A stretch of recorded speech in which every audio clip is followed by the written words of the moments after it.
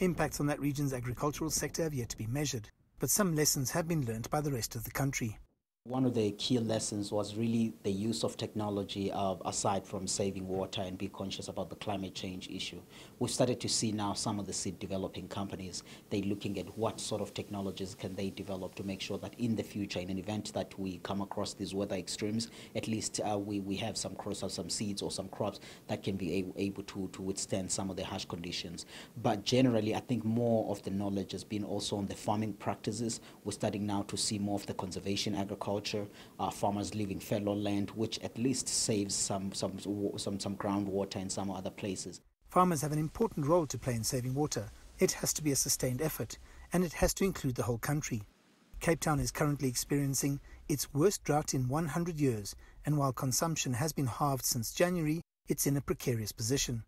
On the agriculture sector, they also have to redesign and remodel agriculture. Currently, the breakdown of our water is 55% is used by private homes and 40% is used by agriculture. And so agriculture will certainly feel the impact. It might lead to job losses. And again, is how agriculture together with government come together to mitigate the impact of the severe drought that we're in now. GMO seed could be part of the solution, says Sihlobo. 80% of maize and 90% of soya bean crops are grown from genetically modified seed.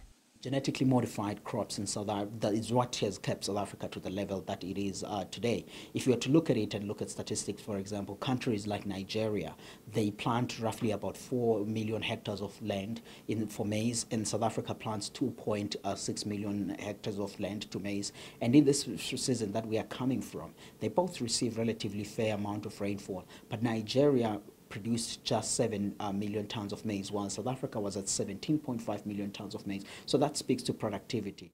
Lessons were learnt during this latest drought that affected the South African agricultural sector, and hopefully will prepare a lot of the farmers for the next drought, which is inevitable.